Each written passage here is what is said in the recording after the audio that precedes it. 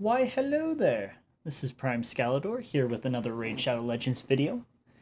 And it is the winter season, as you can see with the Bastion. And we have been graced by a dark and dangerous Grim Forest. Now, in this time, with us having the Grim Forest, we are required to build out a deck specifically for the different levels. You'll either have to make 2 decks of 10 or 2 decks of 20, dependent on whether you are doing hard or normal difficulty. So in this video today, we are going to look at 20 different epics who will help you as you go through the Grim Forest. Starting very first, we are going to go to the king of all epics, the one, the only, Geomancer. Now, Geomancer is well known for this combination of his A3, which puts an HP burn and a weaken for 3 turns on a 3-turn cooldown. And then you combine that with his passive, where he reflects damage back at them, and you have someone who is phenomenal at killing bosses. Anytime he takes damage, he's going to reflect a portion of that damage back at the boss, or whoever it is he is targeted with the burn. And the fact that it's on that 3-turn cooldown for 3 turns means that as long as he is faster than the boss, he will always have that burn up. You then add in his A2, which has the ability to remove a buff or steal it if they're under the HP burn. And then an A1 that puts out decrease attack. And you have a champion that is literally nicknamed the Boss Killer. So phenomenal option, considering one of the bosses in the Grim Forest requires a burn to be on it to help, and same with the final boss that also helps. He is a wonderful choice and definitely one I would recommend building 1 or 2 copies of and throwing into your deck. At number 2, we are going to hop over to the Knights Revenant. We are going to hop over to Doom Priest. Now, Doom Priest is a phenomenal champion, specifically for her passive. Heals all allies by 7.5% of their HP and removes a random debuff from them at the start of this champion's turn. So you pair that up with an A2, which is an increased attack for all allies, and then an A1, which if she crits, puts increased crit rate on a random ally for 2 turns. Now, with all of her kit, the main thing we're looking for is this passive. You put her in a Relentless set, and she can take multiple turns, and each time she takes a turn, she's going to remove a debuff. She's going to heal up your entire team. So just a phenomenal support champion for you there. If you're struggling to stay alive or whatnot, phenomenal option. Going into number 3, we're going to hop up to the Sacred Order. We are going to hop over to Inquisitor Shamel. Sadly, one of the few epics I have not been able to get a copy of.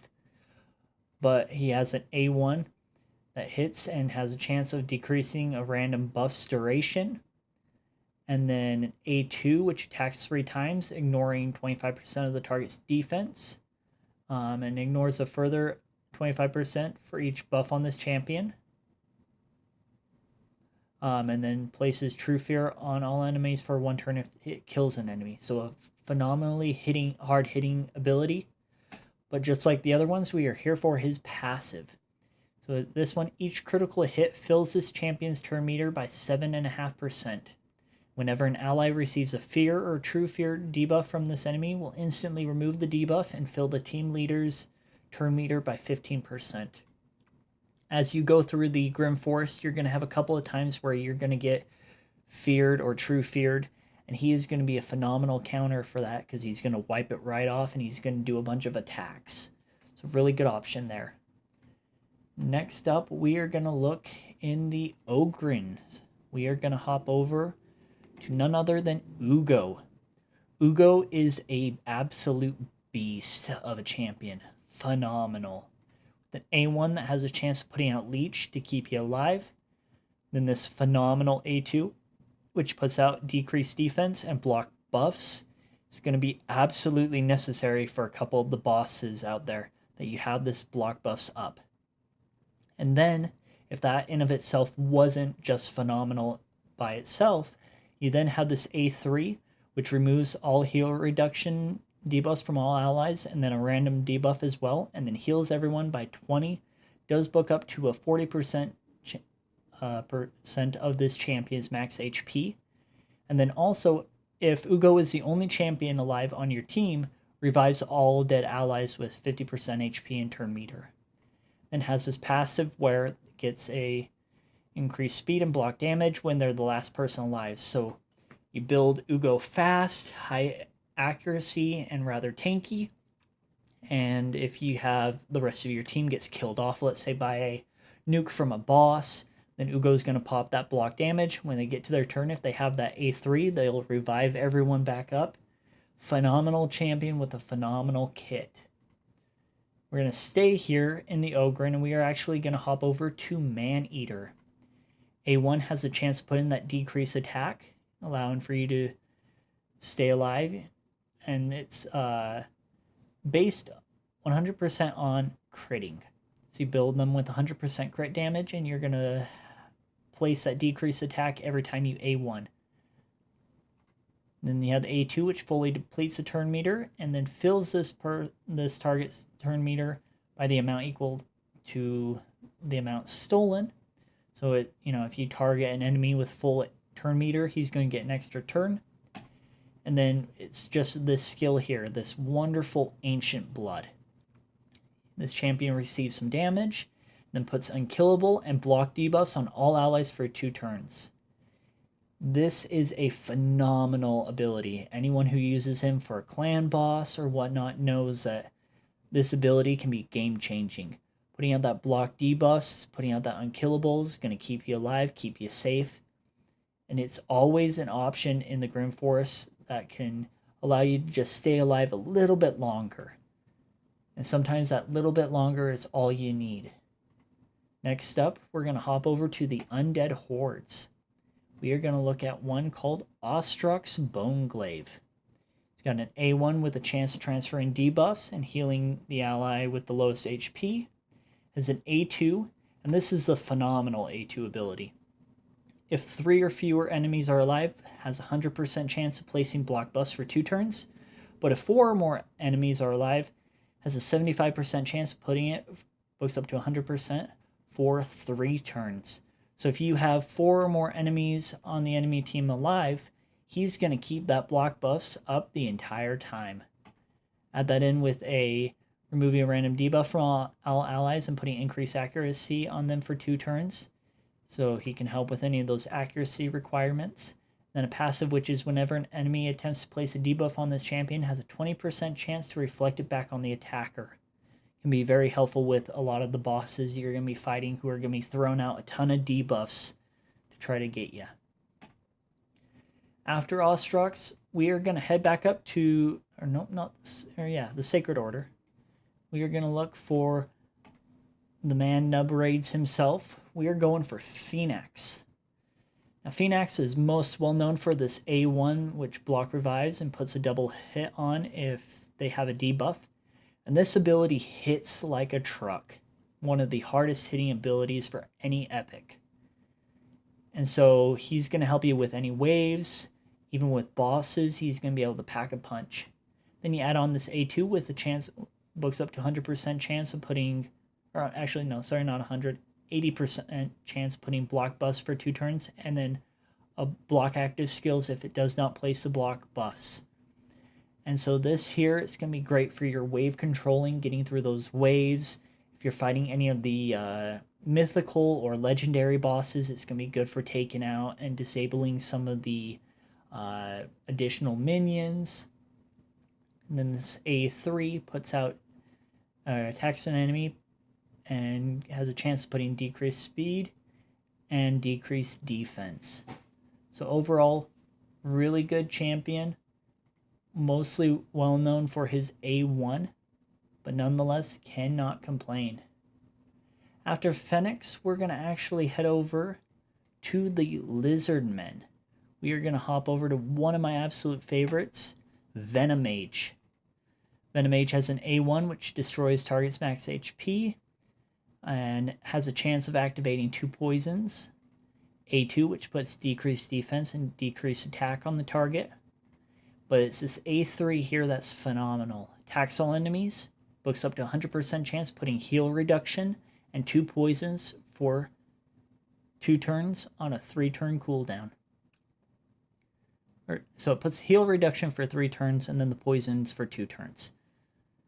And this is phenomenal. If you make sure that he's faster than any of the bosses, you can put a heal reduction up on them for the entire time. And there are some of the bosses, specifically like the Siren, for example, who has a lot of heals that they will try to do. So this will make that boss a million times easier. Add on the fact that this passive, if they're under a heal reduction, they inflict 15% less damage. Then he's got that aura that'll give you some extra accuracy if you're struggling stat-wise. Overall, Venomage is going to be a phenomenal champion who's going to help you quite a bit. Next up, we're going to go up to the Barbarians. We're going to look for the one, the only, Farakin the Fat Man. A1 with the chance of putting decreased defense. A wonderful A2 that puts HP burn and 2 poisons. But it is this A3 puts increased crit rate and increased crit damage on all allies for 3 turns, and then has all those allies attack the targeted enemy. This ally attack is one of the best in the game, and is actually the best out of any and all epics. And he's got a passive which deflects some of the damage he takes and throws on allies, so he's going to stay alive a little bit easier. Overall, great option, can help you a lot. Next up on the list, we are going to hop over to Mordecai. Mordecai has an A1 with a chance of decreasing target's turn meter. A2, which is a turn meter fill. And then this A3 that puts out HP burn and increase attack. Now there's a certain boss in the Grim Forest that requires HP burn in order to defeat. He's going to be a phenomenal option, especially because HP burners can be hard to get. So he is one of the best options if you look for HP burn. Also comes with an accuracy aura if needs be. After Mordecai, we're actually going to do a 180. We're going to hop down to the Sylvan Watchers, and we're going to grab Creodin for that A1, which is a triple hitter with chance putting freeze. A2, double hitter with a chance of putting freeze. An A3 with increased speed and a turn meter fill. Then a passive which fills his turn meter by 5% for each freeze placed by this champion. Now, Creodin is a phenomenal source of putting out a freeze.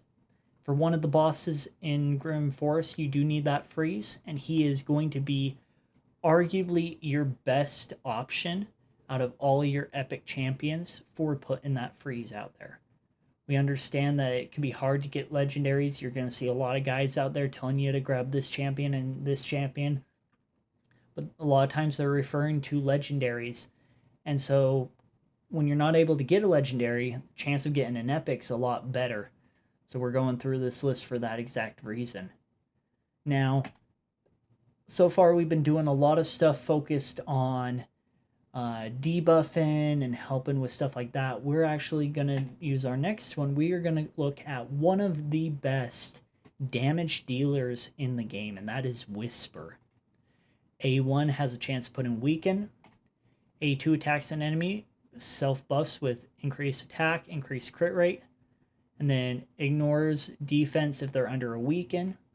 A3 attacks twice, grants an extra turn if they're under decreased defense and Weaken, and then has a passive which is a 10% chance of granting an extra turn whenever they land a critical hit, and increases the damage inflicted on bosses by 20%.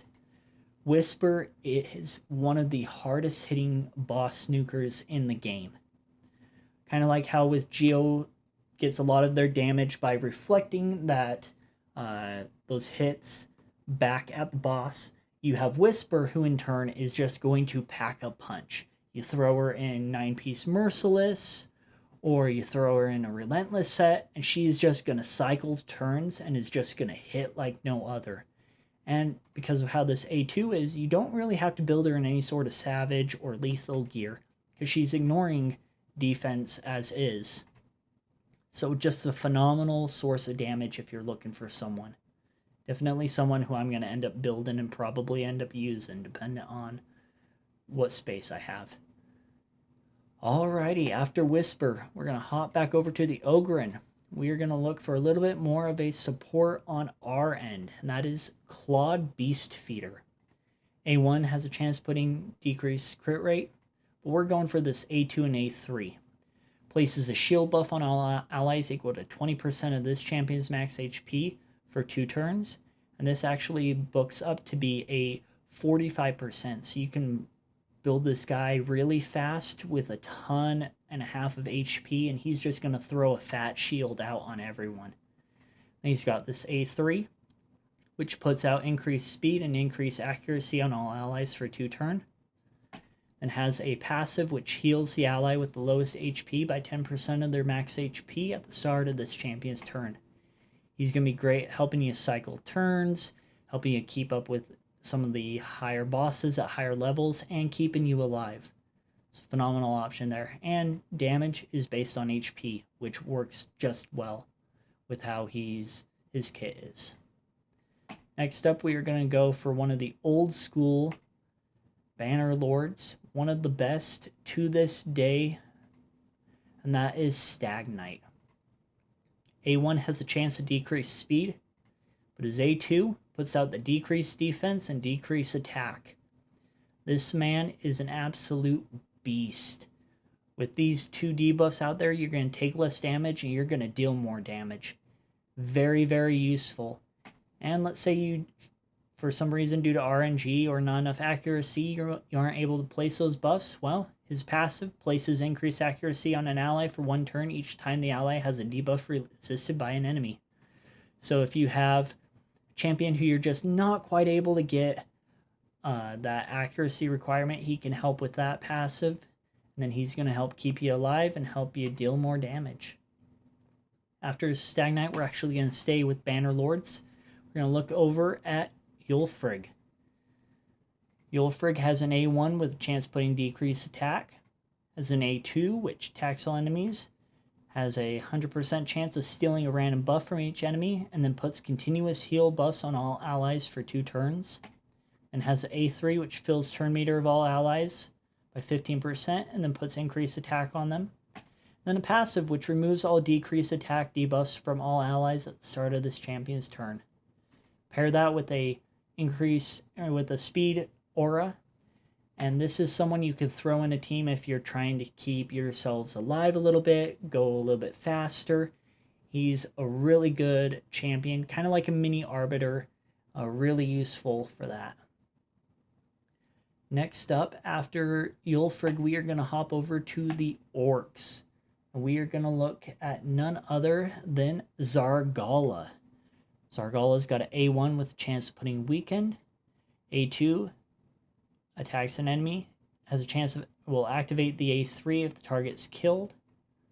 And the A3 attacks all enemies 3 times. After the first hit, has a 50% chance of placing decreased defense on all enemies for 2 turns. Zargala can hit like a truck, so she's good for taking out waves, she's good for taking out minions and whatnot. So if you're looking for a little bit of a boost for damage, Zargala is a good option to look at. She's got a mix of AoEs and single targets, so overall, good champion to have, and she can hit pretty dang hard. Next up, we have Deacon Armstrong coming from the Sacred Order. Let's take a look. He's right here. Deacon's got an A1 with that leech to keep people alive. A2 has a chance of, books up to 100% chance of putting decreased defense. And then this A3, which fills all turn meters by 15% and decreases turn meter of all enemies by 15% and then grants an extra turn. Add that to a aura of 19% speed increase in all battles. And he is someone who will be able to help your team go quick. And then with that extra turn, he's going to be cycling into that decreased defense. He's going to be able to help your team go first, debuff them so that they take more damage, and then just keep your team going faster and faster. Wonderful champion, wonderful option right there.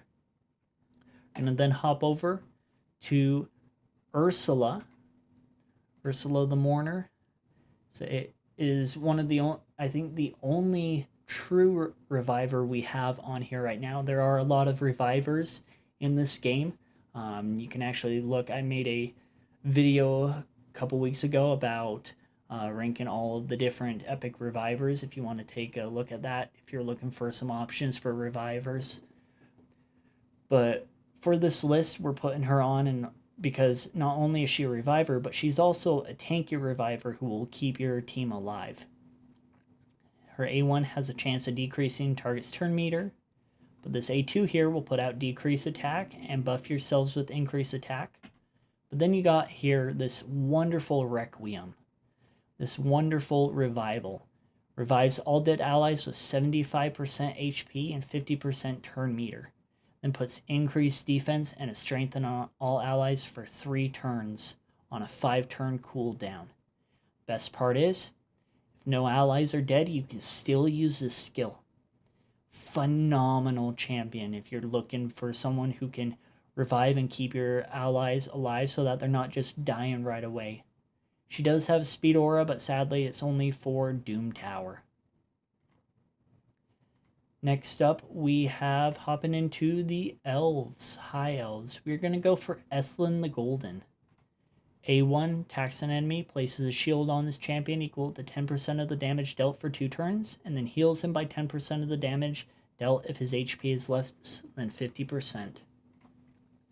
A2, attacks all enemies twice. First hit will guarantee a block active skills debuff for 2 turns, and then the second hit has a 100% chance putting True Fear for 1 turn if they're not under the block active skills. So one way or another, they're going to get some form of CC and this AoE, and it does hit pretty darn hard. Then this A3 places increased crit damage and increased accuracy for 3 turns and then 2 turns, and then grants an extra turn. So you put that on. With that, it means you don't have to focus too much on accuracy because he's got that boost of the 50% increase. And so you can do this A3 into the A2 and just deal a ton of damage. And then with his passive here, ignores 10% defense when he's attacking support, defense, and HP champions. Does not work against bosses, but against their minions, against waves, it's going to be a phenomenal option there. And then last but not least, we're going to head to Vogoth. Now Vogoth has an A1 with a triple hit. Each hit has a small chance of increasing duration of a random debuff on the target for 1 turn. His A2 attacks all enemies. Has a 75% chance placing Provoke for 1 turn. And a 75% chance putting decrease attack on for 2 turns on targets who receive the Provoke. But that's not the reason why he's on. The reason why he's on is his passives. This passive here, Festering Dynamo. Whenever this champion is attacked, heals all allies by 50% of the damage received. Only heals by 25% of the damage received from bosses, and this champion only receives half of the heal that all other allies receive. So you build him with a really, really high HP, but don't focus as much the defense, and so when he gets hit with a big nuke, he's going to heal up the rest of your team. So you put him at the very back of your roster. Everyone gets hit by that nuke that drops all their HP, and then Vogoth will get hit and it'll heal them all back up. Then he's got another passive which places a leech on the attacker when he's attacked for 2 turns, and if they're under Provoke, has a 75 or 70%, books up to 100% chance of increasing the cooldown of a random skill by 2 turns.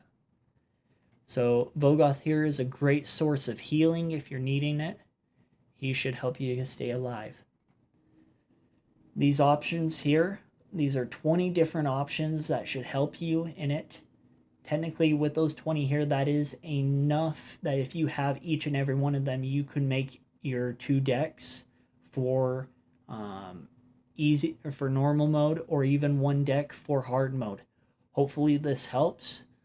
If you found it useful at all, I'd appreciate you leaving maybe a like, or if you're interested in this sort of content, maybe leaving a subscribe.